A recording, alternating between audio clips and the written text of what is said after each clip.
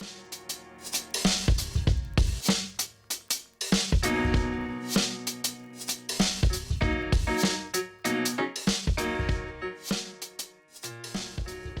artists, we have this obligation. Anybody can paint. Most folks that are artists can paint something that looks cute over their couch or in somebody's living room wall or whatever the case may be, and that's great. But when you have this thing or this talent or whatever we call it, then there's a responsibility that says, hey, if you feel this way about sex trafficking or child abuse or police brutality or black men being killed in these streets or inequality, whatever it is, we have an obligation because we have this platform, we have this talent to say, hey, this is what it is, because there are people who can't say this way.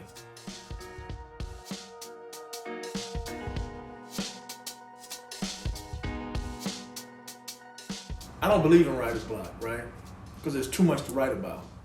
I remember I told someone, this was years ago and well before I started painting, I have this writer's block. So what do you mean you have writer's block? You can't write, there's too much to write about. So write about that chair that you're sitting in and what it goes through in the day. And she looked at me. Write about that inanimate object, because it goes through a lot in a day. All these people sitting in it, the stories they tell, the positions that it may take, that's a story.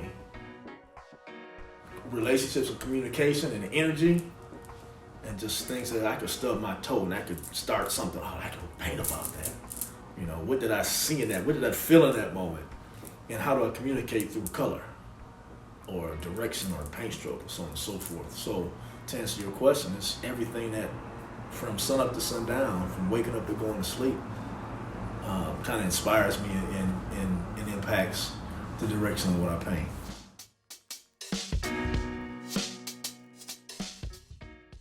And then the different things that happen in our society, right?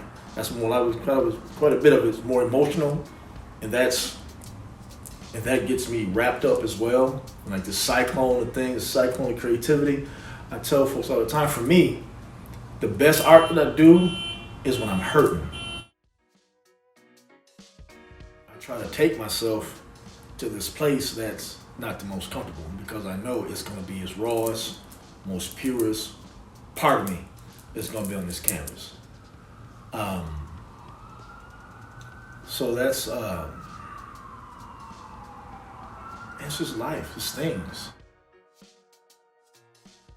When I went to school for advertising, learning and understanding how what you can create in that field can really dictate a person's behavior, that's what really got me.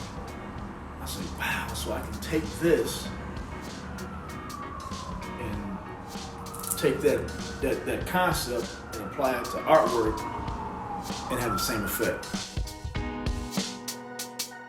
So in the print world, in the billboard thing, there's this thing called this Gutenberg diagonal. It means nothing with respect to art in a sense.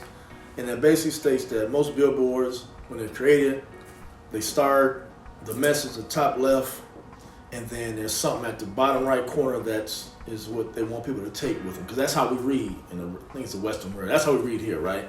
And so it's just diagonal.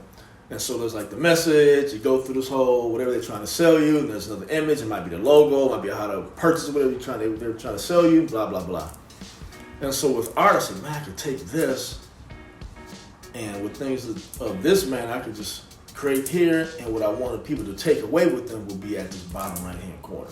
So some of these concepts from just my academic background, I brought to artwork.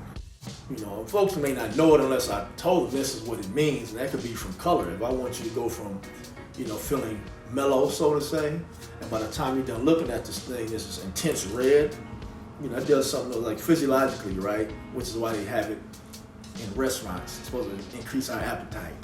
Or some things that make us more irritated, reds, or let's say there's a green.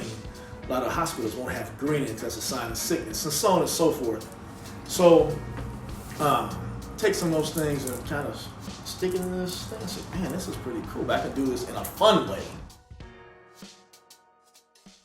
The exhibit or the body work I'll be creating is called AbstractProseality, Monochromatic Abstract Visual Notations of Black Us in America. I was thinking, wow, dude, you've been trying to figure out for years, well, since you started painting, how to incorporate your writing side of you, your prose and poetry, and how to integrate that with your art in a way that didn't seem contrived or forced or inauthentic. People have to, in order for them to fully understand what they're seeing, they have to decipher and read this iconography, right? So if you look at it, for instance, it's like, okay, that's, whatever this image is, and these other different eye shapes. But then I would give them, in my head, I'm thinking I give them the key. They have to sit and map this thing out, and then read it again, and then that'll give them a different view and insight into what they just saw. So it's like looking at something a second time, like a double take, but a long double take, because now it goes from, oh, that's cool, and those are some eyes on the canvas, and there's just some weird shapes, to, wow, this is about the Duluth lynching and how it relates to the George Floyd murder. Now, let me read this thing again and look at this a little deeper, right? Because quite often what happens is we look at artwork, oh, that's cute, and we keep it moving. But I was thinking this way, I could use this iconography to hold people's attention, right? Now, for the flow, to get people in and out, I guess, especially during a pandemic, it really doesn't lend itself to that to a degree, because it forces people to stand and think.